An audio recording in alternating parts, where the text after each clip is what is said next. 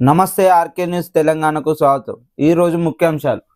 బిల్లులు ఇవ్వలేదని పంచాయతీకి తాళం, వాటర్ ట్యాంక్ ఎక్కి మాజీ సర్పంచ్ నిరసన.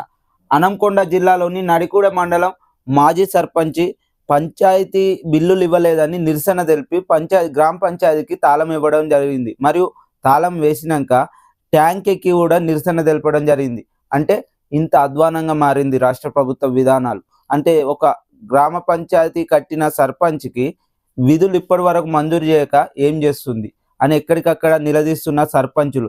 ఇప్పటికే ఆత్మహత్యల పాలైంది బీఆర్ఎస్ పాలనలు అని చెప్పిన కాంగ్రెస్ పార్టీ ఇప్పటి వరకు కూడా మరి వారి బాధను ఎందుకు అర్థం చేసుకోలేదు? అంటే గత ప్రభుత్వం మీద బురద జల్లడానికి ఆ రోజు మాట్లాడింది. మేము వస్తే వారి నిధులను విడుదల చేస్తామని చెప్పి ఇప్పటి వరకు మంజూరు చేయక ఎక్కడికక్కడ ఇబ్బంది పడుతున్న సర్పంచులు. అందుకే ఎక్కడికక్కడ ప్రభుత్వంపై వ్యతిరేకతని గ్రామ పంచాయతీలకు తాళమేసే పరిస్థితికి వచ్చిన సర్పంచులు. నిన్న హన్మకొండ జిల్లాలోని నడికూడ మండలంలో ఇదే పరిస్థితి అయింది. సర్పంచ్ వచ్చి మా నిధులను మంజూరు చేస్తలేదు రాష్ట్ర ప్రభుత్వం, మేమేం చేయాలని ఆయన కట్టిన గ్రామ పంచాయతీకి తాళం వేసి వాటర్ ట్యాంక్ ఎక్కి నిరసన తెలపడం జరిగింది. ఇది రాష్ట్ర ప్రభుత్వం. దయచేసి సర్పంచుల బిల్లును వెంటనే విడుదల చేయాలని రేవంత్ రెడ్డి గారిని, సీఎం రేవంత్ రెడ్డి గారిని మరియు రాష్ట్ర ప్రభుత్వాన్ని కోరడం జరుగుతుంది. పన్నులు కట్టలేదని స్టార్టర్లు ఎత్తుకెళ్లారు. పంటలు ఎండుతున్న రైతులకు తప్పని వేదలు. బీఆర్ఎస్ ప్రభుత్వం 2018లో నీటి నిల్వను రద్దు చేయగా ఇప్పుడు కాంగ్రెస్ ప్రభుత్వం దాని పేరుతో రైతులను వేధిస్తున్నది. పన్నులు కట్టలేదని స్టార్టర్లు ఎత్తుకపోవడం ఇది ఎంతవరకు న్యాయం? మరియు సంవత్సర కాలంలో కరెంటు కూడా సరిగా ఇవ్వని క్రమంలో స్టార్టర్లు ఎత్తుకపోయే పరిస్థితి వచ్చింది. అంటే ఇంత దారుణంగా మారిన రాష్ట్ర ప్రభుత్వ విధానం. అంటే రైతులపై ఇంత కక్షపూరితమైన విధానం ఎందుకు? రైతు రాజ్యం అని చెప్పి రైతులు ఉంటేనే బాగుపడుతుందన్న ప్రభుత్వాలు ఇప్పుడు రైతులపై ఇంత కక్షపూరితమైన విధానం ఏంది? రైతులు పంట పండిస్తేనే రాష్ట్రాలు బాగుపడతాయి. కాబట్టి రైతుల మీద ఇంత కక్షపూరితమైన విధానం చేయొద్దని రాష్ట్ర ప్రభుత్వాన్ని వేడుకుంటున్నా. అసైన్డ్కు ఎసరు. పేదలకు గత ప్రభుత్వాలు ఇచ్చిన భూములపై రేవంత్ సర్కార్. గిరిజనులు దళితులే సమిధలు. బడుగు జీవుల భూములే లక్ష్యంగా ప్రాజెక్టులు. నిధులు వేచించలేక పేదల బతుకులు పనంగా. బడా వ్యాపారుల ప్రయోజనాలకే సర్కార్ పెద్దపీట. నిన్న లగచర్ల, మంచిరాల, తిమ్మాపూర్, నేడు రంగారెడ్డి, సిద్దిపేట జిల్లా భూములకు పోగా. గ్రీన్ఫీల్డ్, రేడియల్ రోడ్లు, పారిశ్రామిక వాడలు నోటిఫికేషన్ల జారీ. పేదల భూములే ఎక్కువ. పేదల భూముల జోలికి వెళ్ళని కాంగ్రెస్ ప్రభుత్వం. అంటే ఎక్కడికక్కడ ఆ రోజు అసైన్మెంట్ భూములు ఇచ్చిన వారిపైన కక్షపూరితమైన విధానంతో కారిడార్ ఫ్యాక్టరీ అని మరియు గ్రీన్ఫీల్డ్ హైవే అని గిరిజనులు మరియు దళితుల భూములనే, అసైన్ భూములనే టార్గెట్ చేసిన కాంగ్రెస్ ప్రభుత్వం ఆ భూములను నయానో భయానో ఇచ్చి తీసుకోవచ్చు అనే విధంగా కక్షపూరితమైన విధానం చేస్తుంది. దయచేసి వారికి తగిన మొత్తంలో ఇవ్వాలని కోరడం జరుగుతుంది. మరియు లగచెర్ల దుంద్యాల ఇండస్ట్రియల్ కార్యాడుకు 1500 ఎకరాలు. గిరిజనులు దళితుల భూములే అత్యధికం. లగచెర్ల దుంద్యాలలో 1500 భూములు గిరిజనులే టార్గెట్ చేసిన రాష్ట్ర ప్రభుత్వం. అవి ఏంటంటే అసైన్ భూములు. ఆ రోజు లేని ప్రజలకు ఇచ్చిన కాంగ్రెస్ పార్టీ మరి ఇవాళ గుంజుకోవడం జరుగుతుంది. అంటే ఇంత అధ్వానంగా మారిన కాంగ్రెస్ పార్టీ విధానం.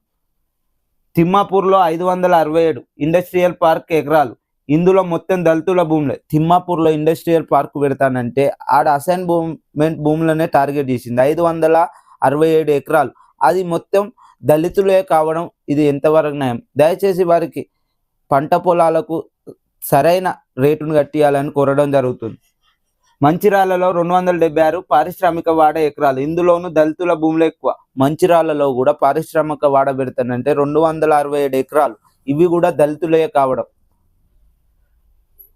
ఆదిలాబాద్లో రైతు ఆత్మహత్య. ఎకరం భూమిపై 2 లక్షలకు పైగా అప్పు. దిగుబడి రాక దిగులుతో బలన్మరణం. 427 ఇప్పటికి రాలిన మట్టి పూలు. మళ్ళా ఆదిలాబాద్లో కూడా మరో రైతు ఆత్మహత్య చేసుకోవడం. ఆ ఆత్మహత్యతో రాష్ట్రంలో 427కు చేరడం జరిగింది.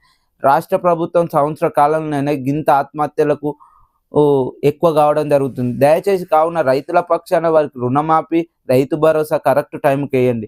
లేని పక్షాన వారికి భరోసా ఇచ్చి మేము ఉన్నామని ఏదో విధంగా వారికి సాయం చేయాలి. కానీ లేని పక్షాన ఎక్కడికక్కడ రైతుల ఆత్మహత్యల పాలే ఇంకెక్కువ అయ్యే పరిస్థితి ఉంది. అంటే రోజు రోజుకు ఒక్కొక్క రైతు ఏదో మారుమూలన కూడా రైతు చనిపోవడం జరుగుతుంది. నిన్న కూడా రైతు చనిపోవడం జరిగింది. ఇది రాష్ట్ర ప్రభుత్వం చేస్తున్న విధానంపై రైతుల ఆత్మహత్యల పాలవుతున్నారు. రీసర్వేకు రిపీట్ బెర్ద. అదే జరిగితే గణాంకాలే తారుమారయ్యే ప్రమాదం. ప్రత్యేక యాప్, సాఫ్ట్వేర్ లేకుండానే సర్కార్ సర్వే. పక్కా ప్రణాళిక లేకుండా ముందుకెళ్తున్న ప్రభుత్వం. రీసర్వే సర్వే తప్పు చేసి బీసీలను తక్కువ చూపెట్టిల్లని ప్రతిపక్ష లీడర్లు మరియు బీసీ సంఘాలు నిలదీయడం వలన ప్రభుత్వం దిగచ్చి మళ్ళీ రీసర్వేకు ముందడుగు వేయడం జరిగింది. 16 నుండి 28 వరకు గడువు ఇచ్చింది. గడువు ఇచ్చిన టైంలో రీసర్వేకు ముందడుగు వేసిన ప్రభుత్వం పక్కా ప్రణాళిక లేకుండా వాళ్ళు సర్వేకు పోతున్నారు. మరియు సాఫ్ట్వేర్ లేకుండా ఏది లేకుండా పోవడం ద్వారా మళ్ళీ గణాంకాలు తారుమారయ్యే పరిస్థితి ఏర్పడుతుందని ఎక్కడికక్కడ భయాందోళనకు గురవుతున్న బీసీ ప్రజలు మరియు బీసీ నాయకులు. ఇది రాష్ట్ర ప్రభుత్వంలో జరుగుతున్న విధానాలు. కాబట్టి దయచేసి మీరు పక్కా ప్రణాళికతోని సాఫ్ట్వేర్తోని పోవాలి. లేని పక్షాన మళ్ళా తప్పుడు నివేదిక ఇస్తే బీసీ సంఘ నాయకులు మరియు బీసీ ప్రజలు ఆందోళన చెందే పరిస్థితి ఏర్పడుతుందని తెలియజేస్తున్నాం. తెలంగాణలో కేసీఆర్కు జీవించే హక్కు లేదట. పదవి పెరిగిన బుద్ధి మారలే. రేవంత్ జనం చీగొడుతున్న చిల్లర భాషన. సూర్యుడిపై ఉమ్మేస్తే ఏం జరుగుతుందో తెలుసుకో. మా బహిష్కరణ కాదు, నీ నిష్క్రమణ తప్పదు. రీసర్వేతో నీ దిమాగ్ ఖరాబ్ అయినట్టుంది. ముఖ్యమంత్రిపై ఎవరు గుర్తొస్తలేరని ప్రేలాపన. నీ నోరే నీ రాజకీయ జీవితానికి ఉరితాడవుతుంది. రేవంత్ వ్యాఖ్యలపై హరీష్ రావు నిప్పులు. తెలంగాణలో కేసీఆర్కు జీవించే హక్కు లేదనడం ఇది ఎంతవరకు నీకు ప్రజలే బుద్ధి చెప్తారు. ఎక్కడికక్కడ ప్రజలు చీకొట్టినా మరియు నువ్వు ఈ చిల్లర మాటలు బంద్ అవుతున్నావు. ఒక సీఎం హోదాలో ఉండి ఇంత చిల్లరగా ఎందుకు మాట్లాడుతున్నావు? మరియు సూర్యుడిపై ఉమ్మేస్తే నీ పైన పడుతుంది.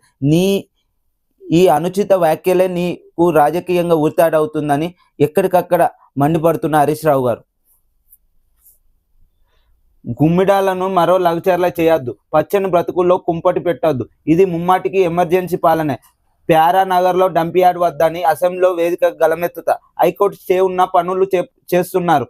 దుండిగల్ ఎయిర్పోర్ట్స్కు ఎఫెక్ట్ కదా. ప్రభుత్వంపై మాజీ మంత్రి హరీష్ రావు ధ్వజం. గుమ్మిడాల నిరాహార దీక్షకు సంఘీభావం. పచ్చని బతుకుల్లో కుంపటి కాజేస్తున్న రాష్ట్ర ప్రభుత్వం గుమ్మిడాలలో మళ్ళీ లఘుచార్ల చేయడానికి ముందడుగేస్తున్న కాంగ్రెస్ పార్టీ. అక్కడ డంపియార్డ్ వద్దని కోర్టులో స్టే ఉన్నా కూడా వారు రాత్రికి రాత్రి వచ్చి పోలీసు బలగాలను దింపి ఎక్కడికక్కడ భయాందోళనకు గురి చేసి అక్కడ ఉన్న లీడర్లను అరెస్ట్ చేయడం ఇది ఎంతవరకు? మరి మహిళలు ఒక్కలే ఉంటారు కదా, వారు ఎంత ఆందోళనకు చెందుతారు? మీకు అర్థం కాదా అని రాష్ట్ర ప్రభుత్వాన్ని నిలదీయడం జరుగుతుంది. మళ్ళీ లఘుచర్లను చేసి రైతుల పాలిత శాపంగా మారకుల్లి. ఇప్పటికే వారు రైతులు అద్దన్నా కూడా అక్కడ డంపియార్డ్ నిర్వహించడం ఇది ఎంతవరకు? రాత్రికి రాత్రే వాళ్ళు పోలీసు బలగాలతోని అక్కడ డంపియార్డు చేయడానికి ముందడుగు వేయడం జరుగుతుంది. మరియు వ్యతిరేకంగా మాట్లాడిన వారి భర్తలను అరెస్ట్ చేయడం ఇది ఎంతవరకు న్యాయమని హరీష్ రావు గారు ధ్వజమెత్తడం జరిగింది. వారి పక్షాన నిరాహార దీక్షలో ఉండి రాష్ట్ర ప్రభుత్వం చేస్తున్న విధానాలతోని దాన్ని అసెంబ్లీలో గలమెత్తుతానని చెప్పడం జరుగుతుంది. పొంగులేటి ఇలాకాలో కేసీఆర్ పాలననే కోరుకుంటున్నారు ఎమ్మెల్సీ బీఆర్ఎస్ ఖమ్మం జిల్లా అధ్యక్షుడు తాతా మధు. కాంగ్రెస్ నుంచి బీఆర్ఎస్ లో చేరిన నాయకులతో కలిసి మాట్లాడుతున్న ఎమ్మెల్సీ తాతా మధు.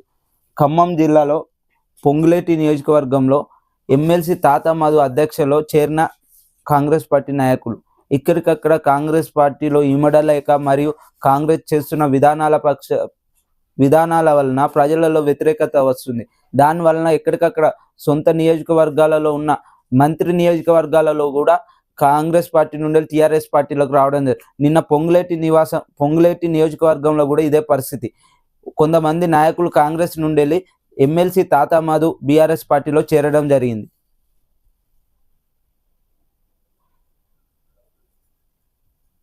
ఇదేం రైతు భరోసా, సగం కంటే తక్కువ వేసిండు. నరసింహులపేటలో రైతుల ధర్నా, తహసీల్దార్ ఈవోతో వాగ్వాదం. 1.28 గుంటలున్న రైతు కూడా ఒక్క పైసా కూడా రాలే. అంటే మళ్ళీ రైతు బంధు 2 ఎకరాల లోపు వేసే రైతు బంధులో కూడా కోత విధించడం ఇది ఎంతవరకు? సగం వేస్తాలని నిన్నో రైతు ఆవేదనకు గురై నరసింహులు అనే వ్యక్తి ఏఓ దగ్గరికి పోవడం జరిగింది. అంటే ఇంత అధ్వానంగా ఉంది రాష్ట్ర ప్రభుత్వం. చెప్పిన 6,000 కూడా కరెక్ట్గా వేయకపోవడం, మరియు 2 ఎకరాల లోపు వేస్తానని ఆ 2 ఎకరాలకు కూడా సగం కట్ చేసి వేయడం ఇది ఎంతవరకు న్యాయం? ఎక్కడికక్కడ ఆందోళన చెందుతున్న రైతులు. కర్ణాటక కాంగ్రెస్ లో చదరంగం. 5 ఏళ్లు ముఖ్యమంత్రిగా ఉండేందుకు సిద్ధు ఎత్తులు, సన్నిహిత మంత్రులతో అనుకూలంగా ప్రకటనలు. డీకే శివకుమార్ పవర్ ను తగ్గించే ముమ్మర ప్రయత్నాలు. సిద్ధు వర్గం మంత్రులకు చెక్కు పెడుతున్న శివకుమార్. కర్ణాటక కాంగ్రెస్ సర్కారులో ముదిరిన కుమ్ములాటలు. కాంగ్రెస్ పార్టీ విధానం దేశ రాజకీయాలలో ఎక్కడికక్కడ దరిద్రంగా మారింది. అంటే ఉన్న 3 రాష్ట్రాలలో, ప్రభుత్వంలో ఉన్న 3 రాష్ట్రాలలో కూడా ఎక్కడికక్కడ కుమ్ములాటలు, పదవుల కోసం పెదవి విరవడం తప్ప ప్రజల సంక్షేమం కొరకు సంక్షేమాన్ని గాలికి వదిలేసి వాళ్ళ పదవుల కొరకు కొట్లాట జరుగుతుంది. ఎక్కడికక్కడ ఉన్న 3 రాష్ట్రాల్లో కూడా సమన్వయం లేకుండా ప్రభుత్వాన్ని గాలికి వదిలేసి వాళ్ళ పదవుల కోసమే చూస్తున్న కాంగ్రెస్ పార్టీ. ఇలానే ఉంటే దేశంలో కాంగ్రెస్ పార్టీ అంతరించే పరిస్థితి ఉంది. అంటే ఇప్పటికే ఏ రాష్ట్రంలో సింగిల్ డిజిట్కే పరిమితం అవుతున్న కాంగ్రెస్ పార్టీ ఆ ఢిల్లీలో కూడా ఒక్క సీటు కూడా రాలేని పరిస్థితి, మరియు హర్యానాలో కూడా ప్రతిపక్ష హోదాకే పరిమితమైంది. కొన్ని రాష్ట్రాలలో ఒక్క సీటు కూడా రాని పరిస్థితిలో ఉన్న కాంగ్రెస్ పార్టీ ప్రభుత్వంలో ఉన్న రాష్ట్రంలో కూడా సమన్వయం లేకుంటే ఎక్కడికక్కడ ఫెయిల్ అవుతున్నారు.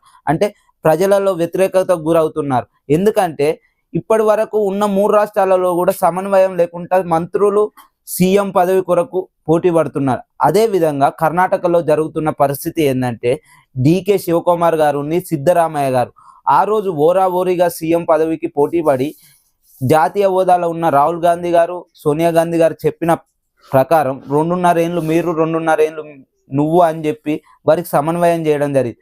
అయినా కూడా వారు ఇప్పటి వరకు సమన్వయం లేకుండా ఎక్కడికక్కడ డికే శివకుమార్ గారి మంత్రివర్గంలో ఉన్న మంత్రులకు సిద్ధరామయ్య చెక్ పెట్టడం, మరియు ఎమ్మెల్యేలతో సమన్వయం లేకపోవడం, ఇది రాష్ట్రంలో జరుగుతున్న పరిస్థితి. వారు ఇచ్చిన 6 గ్యారెంటీలు మరియు రాష్ట్ర ప్రజలు నమ్మి బీజేపీని కాదని కాంగ్రెస్ కోటెత్తే వీళ్ళ మధ్యలోనే సమన్వయం లేకుండా రాష్ట్ర ప్రజలకు ఇచ్చిన హామీలను గాలికి వదిలేయడం, ఇది ఎంతవరకు అంటే రాబోయే కాలంలో తెలంగాణలో అదే పరిస్థితి ఉంది, హిమాచల్లో అదే పరిస్థితి ఉంది. అంటే కాంగ్రెస్ పార్టీ ఇంత అధ్వానంగా మారింది కాబట్టి ప్రజలు విశ్వసిస్తలేరు. అందుకే ప్రతి రాష్ట్రంలో కాంగ్రెస్ పార్టీ ఫెయిల్ అవుతుంది. అధినాయకత్వం ఇలానే చూస్తుంటే కాంగ్రెస్ పార్టీ జాతీయ హోదాలో ప్రతిపక్షానికి కూడా పనికిరాని పరిస్థితిలో ఉంటుందని తెలియజేస్తున్నాను. దయచేసి మీరు ఇచ్చిన 6 గ్యారెంటీలపై అమలు చేయాలి, కానీ ముఖ్యమంత్రి పదవి కొరకే కొట్లాడడం ఇది ఎంతవరకు న్యాయమని కర్ణాటక ప్రజలు అడుగుతున్నారు. ఇది కాంగ్రెస్ పార్టీ పాలన విధానాలు. ఇలాంటి మరెన్నో వీడియోస్ కొరకు ఆర్కే న్యూస్ తెలంగాణ సబ్స్క్రైబ్ చేయండి, షేర్ చేయండి. మీ సపోర్ట్ ఎల్లవేళలా మాకుంటే మరిన్ని మంచి వీడియోస్ జనం కోసం ప్రభుత్వాన్ని ఎప్పటికప్పుడు ప్రశ్నిస్తామని కోరడం జరుగుతుంది.